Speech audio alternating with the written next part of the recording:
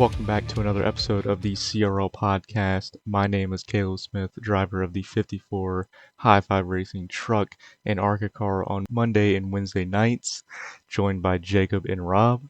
This is your boy Jakob Grant, driver of the number 19 High Five Racing Truck on Monday and High Five Racing car on Wednesday, ARCA car on Wednesdays, and owner of Grant Designs. This is your other boy, Ron Sherwoo. Also driver of the 93, who actually got to race again on Monday. Woo! Let's go. What a guy. I actually got to kind of race you on Monday night at Nashville. I've been learning how to save my tires a little bit more. I'm Even proud though of you, brother. Thank you. I'm working very hard at About not time. turning. Anyway, I'm learning how not to turn the steering wheel as much. It took me 4 years to figure it out, but we're figuring it out. Jacob taught me. You taught me. Our teammate in the ARCA series, Bobby Mantle, he also taught me some things, which He's a is why very I good did. teacher, He is. honestly. He is. He's taught me. So hang on, I'm sidetracked because you brought up Bobby. So I joined this league called Global Racing League on Sundays, and I know he where this is runs going. he runs it. Anyways, I joined, raced for a team a couple of seasons ago, and then it was a wreck fest, so I left.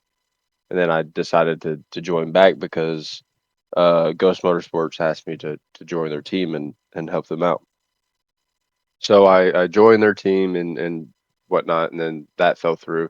And Bobby picked me up, and ever since I joined Bobby's team, my overall sim performance has just went up. Like Bobby has taught me a lot. I mean, look, listen. That Charlotte race we had last week at in the ARCA series, which was a mathematical expertise on our boy Jacob's part, um, which we won't delve into any more details on that. Um, but yeah, I mean, I finished fourth. Really happy with myself. Nashville, however, in the CRL Truck series, I started 11th, and I I feel like I had a really good truck. I was managing my pace a little bit. Um, I was doing very well. I was staying within the top 10, and that last run, I really fucked myself because I was I was going back to my old ways of racing, and I was turning the steering wheel more. I was gassing it up too early, basically just roasting that right front tire. Because my pit stops before that, the tires were on like 70%. I think I had one, it was like in the 50s, but like that last run, it was gone. Um, and Rob, we were battling at that last run. You just pulled away from me. Um, but I'm getting better, and that's all that matters. This is my first season, still out of the booth, so I'm still relearning some things, trying to get better. Because this is not the same league that it was when I raced in it, you know, a, a long time ago. No. So, but Jacob, how was your race Monday night? Where do I start? From the Well, start by beginning. telling us how you did. Yeah, let's say from the beginning, Well, brother. so yeah, all right. I sucked at qualifying, like I always end up doing. I get like one or two races a year or a season that I'm actually decent in qualifying. Um, but sucked in qualifying, so I started in I think 26th. Was just gonna save my tires and ride around for that first stint and make up. My goal was to make up at least 10 spots at the end of that first stint, and then I was gonna pit and then hopefully make up another 5 on the next one, and then just get to where I could see the top 10 and just hang out and hover in the top 10 and just hang out for a caution and wait for one and then make my move, then my charge towards the front. Um, I drove from 26th all the way up to 12th before the caution came out. And uh, Caleb, I think you had just pit. and then didn't the caution come out after you pit, and you went a lap down or something like that? Yeah, oh my God. Yeah, okay. I was pissed about that because I think it was like lap 30, and I ducked down to pit road, and you go, that's not a good idea. And I'm like, well, when I finish on the podium, you tell me it's a bad idea. And not even like 30 seconds later, the fucking caution comes out. I'm a lap down. I'm pissed. Like, it's, Yeah, so it's, whenever all that was transpiring, like I felt like I had a race winning truck because I have driven from 26th all the way up to 12, or all the way up to 12th, and I could see ninth. Like we were all right there battling one another, and I have been saving my tires this entire time. I have full confidence in getting by every single truck that I could see right there in that pack in front of me and making a charge towards the front in my second run. So that's what we were going to do. And then we ended up going out for like a caution came out. We went down and took four tires. And um, I think it was like a 5 lap, 6 lap shootout right there. And before the next caution came out. And I decided to go down and take an extra set of tires because Chris had messed up on the tire sets for the night and gave us an extra set. So I was taking advantage of that and was going to have 5 or 6 lap fresh tires in everybody, along with a few others who had ended up pitting with me. And honestly, I felt like I was going to be able to drive to the front and drive away because of those extra tires. And not even 2 laps later, we get a truck who decides to be Superman and fucking send it to the inside, a truck and a half length back, and just cleans out somebody and takes out a few other trucks as well. So that pissed me off royally. I we, called people dumbasses before I left the race, and I probably shouldn't have done that. And we were talking about it a little bit before we started this recording this podcast about letting your anger out and not hoping that people don't see you for what those 10 seconds show you as and whatnot. So I feel bad about calling people dumbasses, but I was more or less meaning like that's a dumbass move. That's not the racecraft that Clean Racing League is supposed to have. yeah, it was it was a rough night. We we had a rocky start. Um, and then it got better in the long run. However, Rob, you actually got to join us this week, second week in a row. Um, and how was your race? Um, my race was pretty quiet for the most part. I honestly really enjoy Nashville. It's a fun track to drive for me. Traditionally, I run really well there. I didn't really feel like I had it this time, but I don't know if that was lack of practice. I don't know if that was just, you know, the session was a little bit different because normally when I run Nashville, it's middle of the day. And since we did a dusk to night race, it felt a little different. It felt way tighter. When you run that track in the daytime, it gets really loose, really slick. It's important to save your right rear versus right front. And that was not at all how that race played out. So all in all, I mean, I can't complain because I only ran 3 practice laps and then the 2 qualifying laps. So to qualify inside the top 10 after 3 practice laps, I was pretty pleased with that. Um, you know, I did not have the smoothest night. I actually slid through my box on that last pit stop because I suck. But I really tried to avoid pitting just because it was a weird race, and I was like, yeah, I really just don't want to get stuck back in the field. And it looked like a really good call for a while, and then once we kind of smoothed out and caution stopped falling, then we were able to kind of settle in. But it was really hard for me to get in a race pace. I felt like I didn't have the best speed. I had decent long run speed, but it almost kind of reminded me of Iowa. I felt like for the most part, most people, not everybody, but most people, including myself, kind of fell off to the same times. I think that there were 4 or 5 guys that were clearly head and shoulders above everybody else. So, you know, considering I've missed 3 races and haven't really gotten to put the time in that I normally would, I was just glad to show up and get a top 10. So I actually got to see you on track for the first time this season, which has not happened.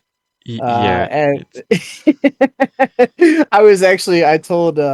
I was telling Jacob and Caleb earlier, for anybody listening, I saw Caleb behind me and I'm like, well, shit, at this point, I'm not running for points and I really want Caleb to get a top 10. So I decided if he got close enough to me for P10, I was just going to give it to him. that's no, that's see. Okay, had you told me that and that actually did happen, I'd be upset at you. So I'm happy it didn't happen. I'm happy I suck. Um, but all in all, it was a decent race. We'll move forward. Well, we're at New Hampshire Monday night, correct? Uh, Yeah. Not this coming Monday, the following Monday. This Monday Yeah. is Yeah. Memorial Day, so we have our double event. Oh oh yes, yes, that is gonna that is be right. We that will is gonna be fun. we will get into that further down into the podcast because we are going to talk about that because we have some things we have to discuss. However, we do have a CRL Truck Series, um, veteran with us. You could call him 80 starts, 2 wins. Um, has been with the league for a very long time. Eric Anderson, driver of the 43 truck on Monday nights, have to specify, not the 43 ARCA car driven by another driver, but the 43 truck. Eric, how are you doing? Man, it's great to be here. What is Well, going on, man? Man, I'm just watching the ARCA guys run tonight and wishing I was out there, but I already do some other things. So I need a night to veg. So I just pop in and watch you guys go around for a while. tonight we raced Talladega in the ARCA series. It did not go the way some of us thought it would, but we'll get into that later. But we just wanted to have you onto the podcast, ask you a few questions, just about your time with the Clean Racing League and how you found it, and just all of that. Um, I guess my question to you would be, how how has the Clean Racing League changed from when you first joined to how it is now? It my 2 wins came early when I come over. I was invited or mentioned. Tom Richter said he ran here on Monday nights, and so I came over to join him, and I just never left because it's been a great league. It's gotten stronger and stronger. It's ridiculous now in the middle of the field. It's just like you can race your heart out in 12th through, I don't know, 20th, and you're going to be battling and battling and battling. But that's where you learn. That's where you learn to race. A lot of that's learned right in that area by the guys, so it's not a bad thing. But no, yeah, I come over, and I don't remember how many years ago it is now, however many seasons that is. And Chris is just such a nice guy, and just he runs such a it's a fun place to be. It has rules. You kind of know where it's at, but it's not so tight that you feel choked off, if that makes any sense. It's everything you want it to be and still some clowning around. So hard to go wrong with that combination. And I feel welcomed here. I've always felt like they wanted me here, and that's a big deal to me. I'm pretty loyal. When I go somewhere, I stay until I got a reason to leave. And when you're appreciated for, hey, you need us guys in the middle of the field. That's what makes the league. You got your 5 or 10 guys that are always great, but you need to have a full field to have fun and to have realistic racing. And these guys running 10th through 25th to 30th, they're wanting to be up there where those other guys are. So they're watching and racing every week, and that's what you need. And I'm glad to be part of that. Yeah, and I chuckled whenever you said Chris is such a nice guy because Well, nice can mean many things. Just because you draw a line and you expect things doesn't make you a mean person necessarily. If that's the angle you're trying to take. No, it's a personal, like, Oh, okay. it's just because I know him personally. Well, his personality. He's a very nice guy. He is. Mhm. All right. Um, Well, I came over because Chris is a big butt, and I just can't stand being around him. So that's why I'm here. I just know Chris is gonna listen back to this, so You get a big head. That's okay. I like giving him shit. So, My charter will be um, half price next season. So there you yeah, go. yeah. Take that. Um, so I just want to know how, like, where did your passion for racing come? I ask every guest this because I'm genuinely interested. Like, what got you into racing and NASCAR itself and iRacing itself? Never watched any of it, and I mean, it was on TV growing up. I was always more the football kid, and I don't know. At some point, I was over at my brother-in-law's house, and he had some races on around 2000, I want to say, and I kind of lobbed on to Jeff Burton. I liked his driving style. I think I even kind of mimic it. He's very conservative, very respectful, and I watched him run the 99 X side. I kind of missed his Xfinity stuff, and I followed him all the way through. I just dug the way he drove, and from that point on, I kind of got hooked. Well, I watch it every year. Well, then somehow or another, I ended up with the not iRacing, but the old 2003 Papyrus game, right? Hmm. And loaded that up on a computer and started playing with that, and then got away from that for a while when I got another job and was working a lot of hours. And then the pandemic came and iRacing kind of popped up, and I go, oh, I remember doing that, and that lit the fire again. And of course, like everybody else generally, and I got it, and I love the competition. I like hanging with guys, talking, having something to look forward to each week. That's probably where it comes from. And I'm an Eric Jones fan now. To me, he's very similar to Burton. He's got a kind of a conservative, controlled style that I kind of like that style. So, and that's about it. Burton and Jones, and that's pretty much been my string since about 2000. So, I'm trying to think. What you said you were also getting into the Formula car on iRacing. Yeah, Sunday night. Hmm. Is there a certain thing that kind of drew you to that, or is it just like a curiosity? I spent the money for the Formula wheel because I have to have all the gadgets. That's half the fun, right? I mean, half of the Same. sport is getting cool machine gears. I'm a big fan of mechanical things, and I'm a electronics guy by trade, and I like to build and design things. And I built my rig out of something most people don't do. I built it out of the Unistrut that you get at Home Depot and Lowe's with the little Oh, track. nice. I built it out of that. It weighs about 1,000 pounds, but it has no flex. But I enjoyed spending 3 or 4 months designing it, setting up the distance, everything. So I'm kind of that engineering kind of thing anyway. And so the Fanatec Formula wheel, I got it. I run a VRS wheelbase, but I had to have it swapped over to a USB. I got all my wheels from Fanatec, which I like Fanatec wheels, and I had the old belt drive. And when I went to the VRS, I adapted all mine over to USB, so all the buttons would work into a USB port, and that's what I do. But yeah, to answer your question, the Formula One thing, um, hey, it sounds cool. It's a fun ride. I don't think they're as fun to drive. I enjoy the car sliding because I think a lot of the advantage you get racing people is when you can beat them back to the throttle and all this. The Formula cars just stick until they don't. And so, I mean, if Danica Patrick can drive one, then how hard can it be? Well, that's just a joke. I know y'all gonna hate that, but I, That's a very good joke. yeah, I don't like the way they stick so much. I like less downforce. I like flat, short tracks. I like it to be in the driver's hands a little bit. F1 is more about technology and everything down to the hundredth of a second, and I can respect that engineering part of it as well. Uh, but it's very complicated, and to get into it on a sim basis, if you're going to run open sets, takes a lot of work and a lot of knowledge. You got to be dedicated. Yeah, I was actually just telling the guys yesterday. I actually just got my Formula wheel in. I just upgraded to a direct drive for the first time, and I invested in the Formula wheel through Moza. So I'm right Yep. there with you. It's a blast. Cool. Well, if you ever want to do a Sunday night thing, I'll point you that direction in the future. All right, good deal. I appreciate it. I'm trying it out this season. We're a couple races in, and it's fun. But what's weird about the F1 is the draft. You pass a guy, it's fixed setup, so you really a lot of that stuff's out of your hands. But you can blow by a guy, but then he can turn right around and pull right back by you. So it's a lot of just going around each other if you don't have somebody to tag on when you pass them. So it's a little different skill than the NASCAR stuff.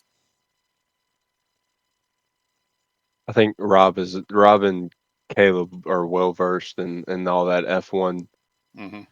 shenanigan stuff. I'm very They interested. they would probably love that league. Well, I'll say we'll down the road. We'll I talk hear about the wheels spinning in Caleb's head. no. Well, I'm okay. He was talking about the He has four-wheel so wheel, many questions. so I grabbed my wheel and I'm holding it right now. Mine doesn't have the fancy old screen on it. You know, I have the Fanatec Esports um, F1 wheel, so like it's got the open bottom to it. right. Yeah, where it's open. I got the Yeah. 2.5. Yeah. See, so you got the step up from what I CSR. got, but But it's I added the nice. pineapple grips to it to make it thicker. That's a well worth. I don't know what I paid, $100 maybe, but they thicken up those grips on the Fanatec ones. If you get them, they're kind of thin and they kind of make your hands tired. But this pineapple grips place makes them thicker, and so you got a really nice thick thing to hold on to. I like it a lot. Well, I wear like proper like auto racing gloves, like the Right. K1 like Flex, like Mm-hmm. they're but they're like really thick, so like my glove literally fits like the thumb part fits perfectly in there. Perfect. So it's I'm a it's fun. leather and skin kind of guy. I don't like that Alcantara. I'm all leather and natural hands. Yeah, see, I can't do that. Yeah, Ugh. I race natural hands. I don't wear any like so even when I I did don't. dirt track racing, I didn't wear gloves then either because I want to be able to if I need to grip the fucking steering wheel and I want to be able to grip the steering wheel. When I want to fucking when I'm on a restart, especially in dirt, and you're on a restart and you need to bang gears, you don't want your hands slipping or sliding around because of your gloves. I mean, I know gloves are supposed to have grips and stuff on them, but those grips Yeah. wear out. It's I don't button know. push. I like bare hands. Well, button Well, pushing can be feel clunky. Is the only thing. That as well, yeah. Mm-hmm. I I've worn it. I've had these gloves for damn what since the beginning of 2021. Um, they've taken a beating, but they're still together. And quite frankly, I mean they're not as thick as they once was like were. So like you put them on and it fits my hand pretty nice. So I don't know. Maybe I just got used to it, and it's very difficult for me to race without gloves now. And you know I know people make fun of people that wear gloves when they sim race because what's it gonna do? Catch fire? Sometimes it does.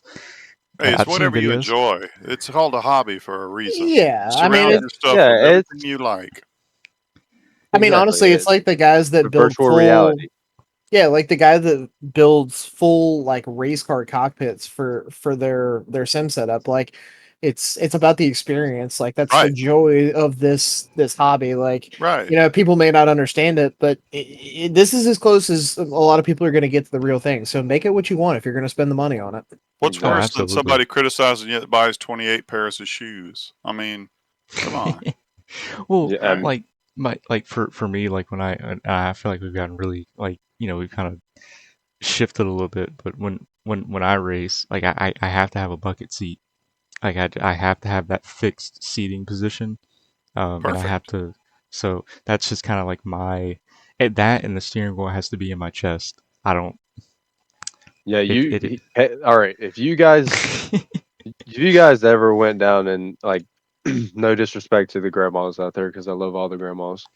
Um have you ever seen a grandmother driving down on a Sunday morning and she is all up in that wheel, like she is like chin on it? That is Caleb when he races, and it is the We need a I've tried picture of this. that. Yeah, you I am got a lot taller than Caleb is, but dude, it is so uncomfortable. I don't understand how he does it. It it's fixed to my seating position and my height. So like the legs, like my legs are straight. So like they're good. But the way the steering wheel is, it's to my chest. So like, if you sit down in mine, you're probably going to be really uncomfortable, but I'm comfortable. Just like if I sit down in yours, I'm probably going to be uncomfortable. So that's the fun in it, though. Yep, So, that's the Yeah. fun. That's half of it. Hmm. but like I don't like sitting in Dad's setup. Papa Smith. I don't like sitting in his setup. Just like when he sits in mine, he hates it because he's taller than me. So, but Hell, I can't even sit. Me and him are the same height, and I can't even sit in his. I, I don't like it.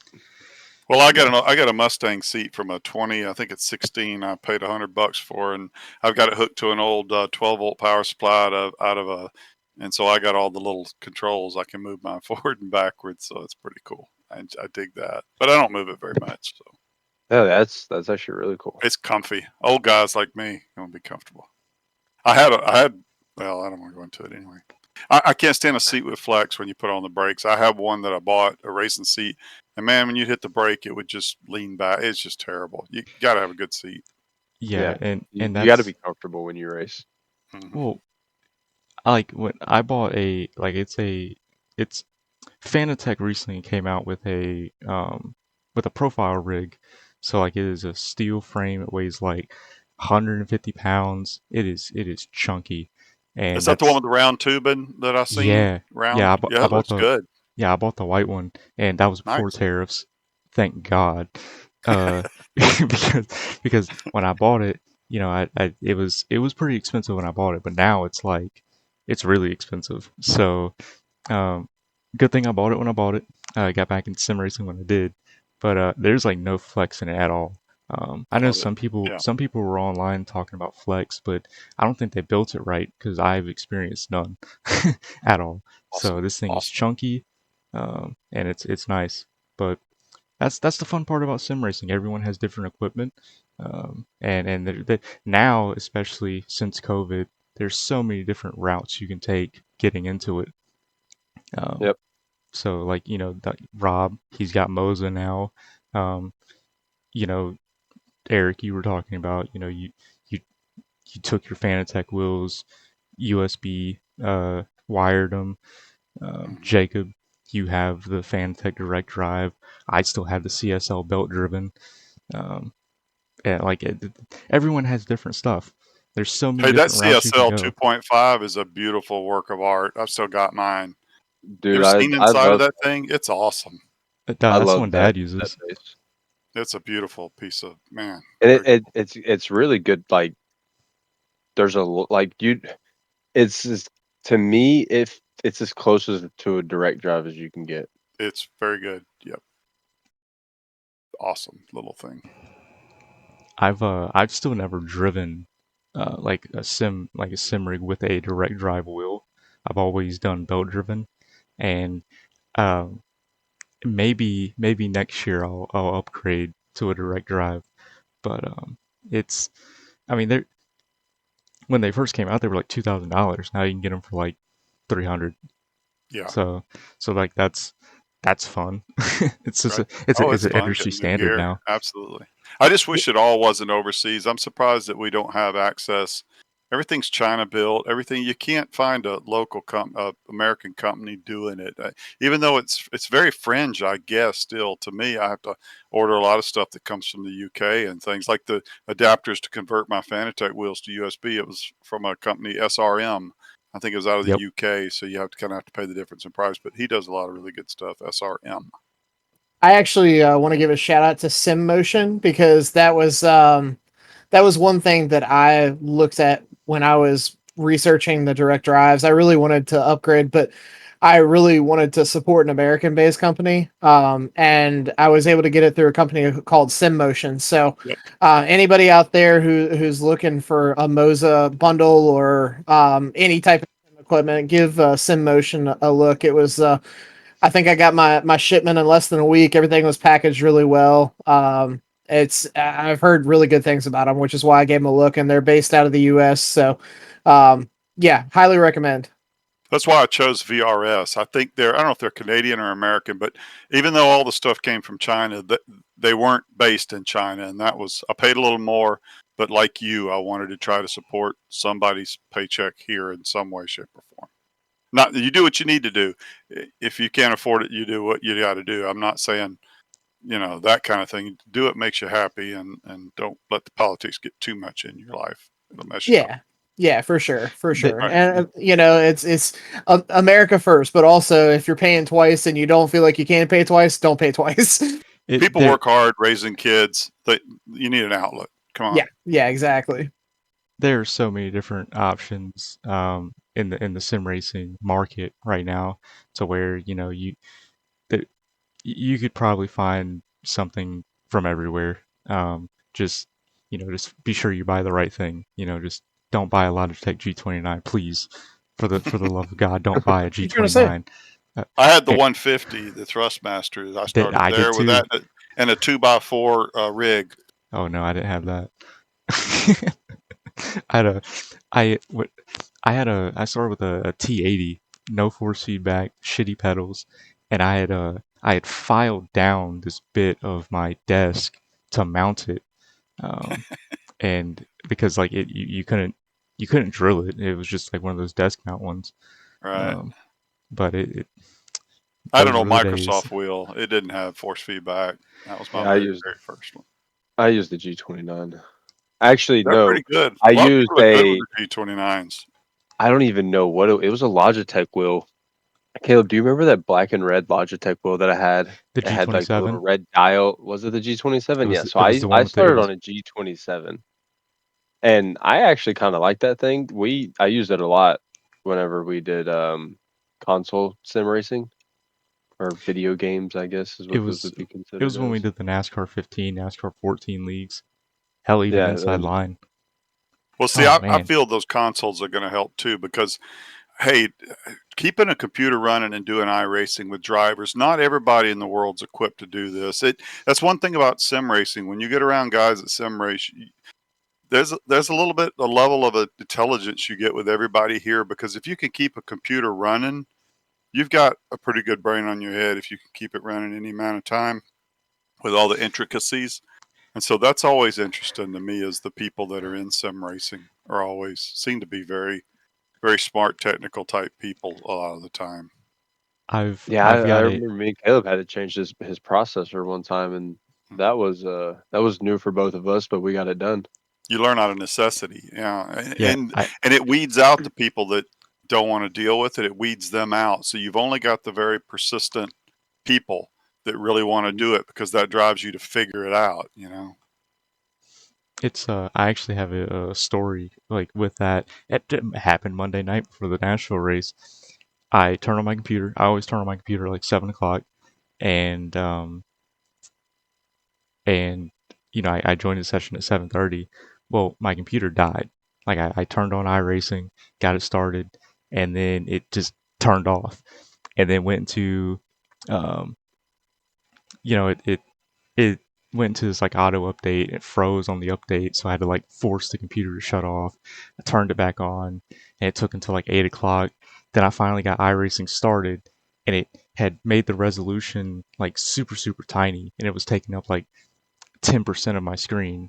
So I had to like force close iRacing, redo the graphics preset, update the drivers, all before 8:30 so I could make the race. And I literally just got it done in the nick of time. But The definition of hell, right there. yeah, That's what that is. no, that was way It easier. drives you mental. It does. You throw it in the street, you'll just get so pissed. But you got to Oh Yeah. overcome it. yeah, no, I was frustrated as fuck. Like I didn't want to talk to nobody. Like Dad kept coming in and out of the room. He's like, "Did you get it working?" Like I don't know, man. You tell me. No, No, You it's tell not me. fucking. I'd be in there racing right Yeah, now. like out of here. I'm in here struggling. Um, But Eric, Yeah, but we do appreciate you, sparing the time coming onto the podcast today.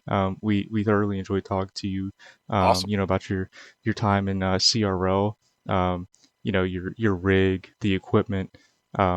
Hopefully, everyone listening gets to, you know, kind of hear what we're racing on and all the different outlets they could do to get into sim racing if they're new to it. But we appreciate you coming on to the podcast, and we'll see you on the track next Monday for the You got CRL it. Double. Thanks for having me. All Enjoyed right, it. have a Yep, good it one. was a pleasure. See you, man. Hi, guys. You betcha. it was great talking to Eric. But moving on, we do have the CRL Double Monday, where we will run 250 miles in the IndyCar, the Dallara IR18, for 100 laps at 5 p.m. Memorial Day, and then turn around at 8:30 and run 200 laps for 300 miles in the Gen 7 stock car. 550 miles. I, quite I'm frankly, excited. I don't know about you. I'm excited for the IndyCar race. Stock car Yes. race, I don't know. I know Yeah. you're excited because you're wheel. Yeah. Brother, I cannot wait to get laps in with these things, especially the Formula Wheel. I'm actually sitting here looking at options, just because, I obviously with the separate wheels, this is my first time doing a direct drive, like I was saying, and so, I'm having to kind of figure out which buttons are going to work for which in iRacing and switch back and forth. So, it is a whole new world for me, but I am so excited just because the Indy cars are fun as is, and when you feel like you actually have something to use that it's designed more towards that, it's exciting. Same thing with running the F1 game, because F125 comes out in 6 days early access, so I am going to be like a kid on Christmas morning for the next several months, just trying to get my feet under me. And you'll probably see me towards the back quite a bit more than recently, but hopefully I won't be getting wrecked as much as Jacob recently. Dude, it's fucking bad. You fucking suck. No, So Josh pointed this out to me. Jacob has wrecked so much or been wrecked so much. I have half as many races and only 11 less points. Yeah. Which And Yeah. sucks. it's bad. Like if I was wrecking because of me, I wouldn't be pissed. Like I wouldn't be mad. I'd be mad at myself, but I'm not gonna be fucking mad at everybody else. Listen, I think everybody has a shit luck season every once in a while, and apparently this is just yours. So hopefully this will be it, and it'll be out of your system, and maybe next season, or even the back half of this season, things will kind of, it's status. It's got to return to normal at some point. Well, Yeah, well, all I can hope it's a is skill that issue on my part, I guess. it is. All I can hope. Damn. All I can hope is when we run the CRO double, for the Ghost Athletics Whoa. 250 and the Whoa Now partner for the Ghost Athletics 250 and the Grant Designs 300, we can keep it clean, because this is a little bit different than what we do in our ARC series and Truck series. There is a buy-in. This is an annual thing. We're not going to be doing this multiple times a year. It's one time a year. Um, there are prizes, for the winners. We're going to send you a trophy, saying that you won a race in the CRL Double. If you win both of them, we're going to send you one big ass trophy. Um, Big as so, hell. yep, big as hell. You are the only CRL Double winner. It's the last time we're doing it. No, we're kidding. We're gonna keep doing it. Um, but yeah, we're gonna send you one big ass trophy. It's broadcasted. OSRN, great partner we have over there with Joe. And you can catch our CRL Truck Series and ARCA Series on Monday and Wednesday nights at 8:30. Um, but yeah, let's uh let's How get did into your our ARCA race picks. go? Because we didn't talk about ARCA yet. Oh yeah, we We didn't didn't talk talk about our about race ARCA. last night. Man, we got so caught up talking about our sim setups and Having everything. yeah, having a great Um, conversation with Eric. yeah, my ARCA race. Um, if I could just obey the speed limits like I do in real life, I wouldn't have been held for 40 seconds. Um, Yeah, you came in pretty hot, dude. I thought you were about to. Dude, I thought you were gonna. I should have saved the clip and sent it to Rob because it's just that funny. well, Wait, what happened? here, I'll explain it. Skill issue. So it was a skill issue. So I was judging where I was gonna break based on Danny and based on Bobby.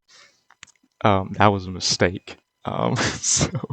So Danny goes over the mic and goes, "All right, I'm gonna go a little bit slow here," or he's gonna be gentle with it. Bobby's gonna do Bobby things going into pit lane. So I'm like, "All right, I'll judge my pit entrance on Danny. I'll if he slows down, I'll push it a little bit further and then I'll slow down.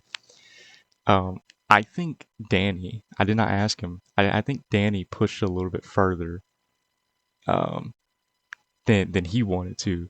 Um, because as soon as he started braking, I was like, all right, I can go a few more feet. And then I started braking.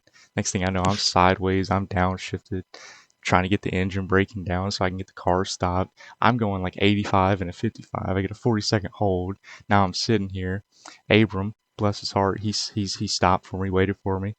You know, so now we're struggling, trying to catch back up.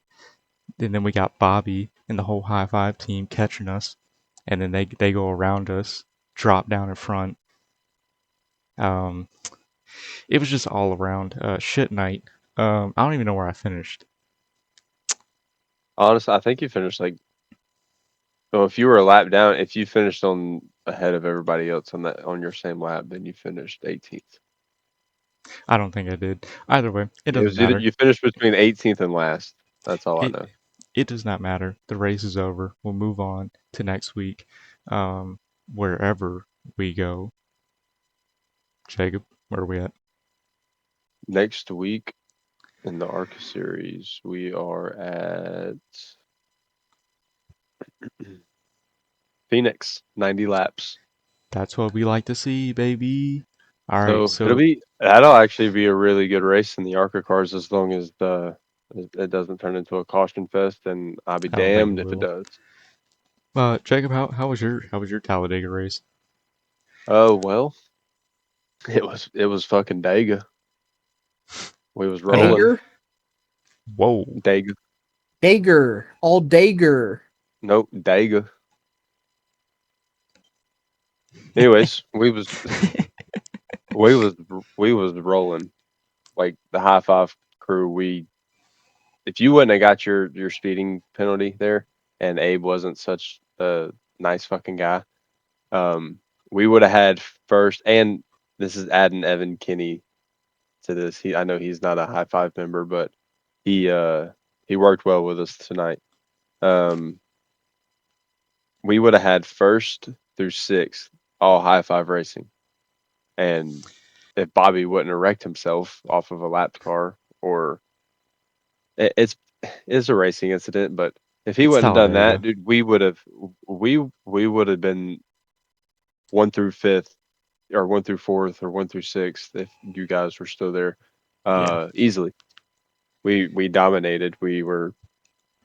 That first run is always going to be the hardest to get out, break out, and be dominant and pull away. So after that first stop, that's whenever you really see who's got it figured out and who don't. So we showed it at Daytona, and we showed it again tonight that we've got the speed, we've got the strategy, and we've just got to get the execution. We pulled it well through on or at Daytona, and then we fell short tonight. So I Hey. got wrecked, It, so that was cool. yeah, It wasn't intentional by Danny, but it happened. It is what it is. I'm not upset about it. I still ended up finishing 11th. So it was Talladega. It was chaos. However, we will not be making picks because we do not race Monday night. We are doing the CRL Double, Correct. as we said. However, if we were or where doing did our picks, picks finish? um, I got wrecked and I picked myself. So uh, let's see, who did I pick? Did I pick Josh? I think I picked Josh. I'm gonna be honest with you, brother. I can't remember. I Yeah. thought you wrote it down, Rob. I didn't this week. That's my Okay. bad. Well, it is Ooh. okay. I know none of us won, so That's correct, brother. Yeah, I don't think so anybody we picked if finished where we wanted them to finish. I however definitely didn't finish. if we are making picks for the CRO Double, I'm picking myself for the IndyCar race, and I'm picking. Do we know if Ross is racing? I don't think he is. No. Damn. Okay. Then I got Well, Jacob for the stock car race. I got myself for the IndyCar race, Jacob for the stock car race. Those are my 2 picks. Myself.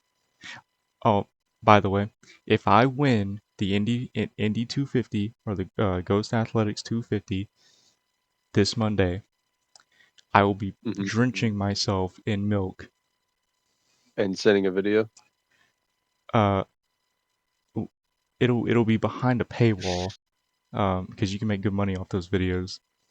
But I will be drenching myself in milk in my backyard, for my neighbors to see, and they think I'm crazy, and it's okay because I just won a virtual race car race, and that's okay. And then I'll go to Lowe's and I'll buy a brick, and I'll sign the brick, and I'll put it on my shelf. It is what it is. Alrighty then. He's gonna go Yep. buy one. Yep. You know, I'm you gonna could order those, right? Like, I'm pretty sure they make custom ones, so like from there custom that you bricks. can. You Yeah, I'm know sure they do. Supreme. Hell, You know bro, Supreme they was make making everything. bricks and selling them. They just had the Supreme logo and they're selling them for like $100, and people were buying them. Yeah. That shit's Well, they fucking start. crazy. Yeah, I was gonna say something else, but that's off topic. We are nearing the end of our podcast. For this week. Next week, given we don't race on Monday night and it is a CRL Double, I I'm pretty sure we could just spend the whole episode talking about the Double, because it is 2 races in one. We could touch on the ARCA race a little bit, but we're going to spend the majority of our time talking about the Double. We may even have on some of the winners, if or winner, whoever ends up bringing those home. But nearing the end, I want to give a shout out to Ghost Athletics for sponsoring our CRL Truck series on OSRN on Monday nights at 8:30 Eastern Standard Time, and Grant Designs for our CRL ARC series on Wednesday nights at 8:30 on OSRN. And then, you can always check out the CRL Podcast on Spotify and YouTube at 10 a.m. Eastern Standard Time every Friday. But that is going to end it for this episode. And we appreciate everyone that listens, watches on YouTube. And we will see you guys next week. Bye bye.